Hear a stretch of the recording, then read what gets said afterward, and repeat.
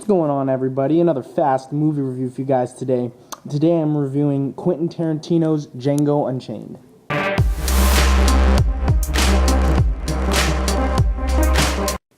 Now let me run through the story really quick. Jamie Foxx plays a slave named Django. He's basically found and hired by Christoph Waltz to help him locate and kill a bunch of people because he's a bounty hunter. And they split the pay, and in return, Christoph Waltz will help Jamie Foxx find his wife, which is working at a farm owned by Leonardo DiCaprio.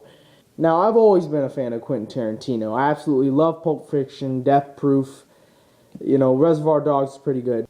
I have to say, the first third of this movie is nothing short of a cinematic masterpiece.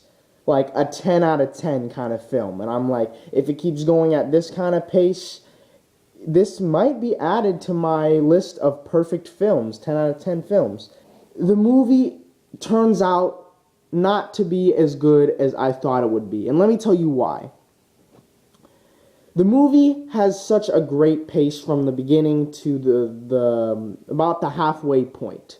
Just amazing shots, camera angles, amazing use of lighting, kind of like that dark lighting where it needed to be. And then when the bloody scene started happening, it tried to make it cheery, and it's a pretty sarcastic way of killing. But at the halfway point of this movie, it doesn't slow down, it takes a complete halt. Now, of course, I'm talking about when Django gets to Leonardo DiCaprio's mansion. It just takes a complete halt. And they're there undercover, so they can't, immediately go in and start killing people and rescuing his wife. They got to stay under the radar. So those scenes, when he first gets to the mansion, it takes a complete halt. It slows down. Now, at the mansion, you meet Samuel L. Jackson, and essentially he's the comedic relief of the movie. Yet, he is a pretty evil, sadistic fuck, though.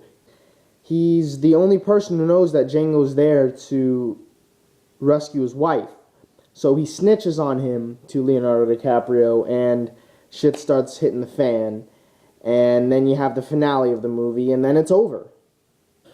In my opinion, Quentin Tarantino writes some of the best dialogue ever put to film in his movies.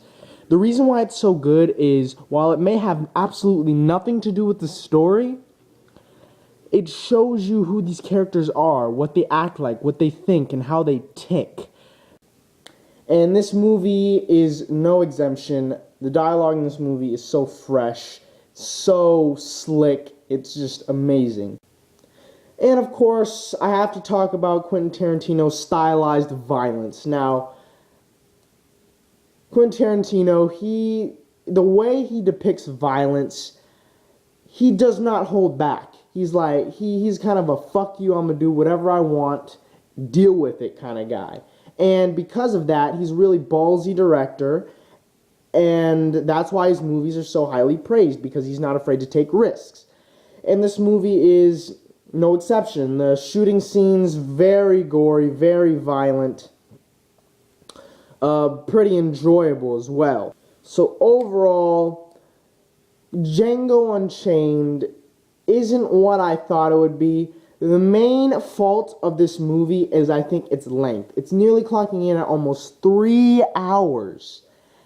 And that's really long.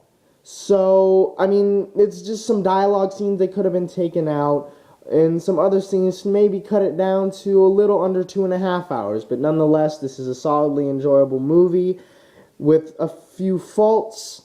But overall, I'm giving Django Unchained a 7.5 out of 10. Pretty enjoyable movie, but really long for my taste. Hey guys, thanks for watching.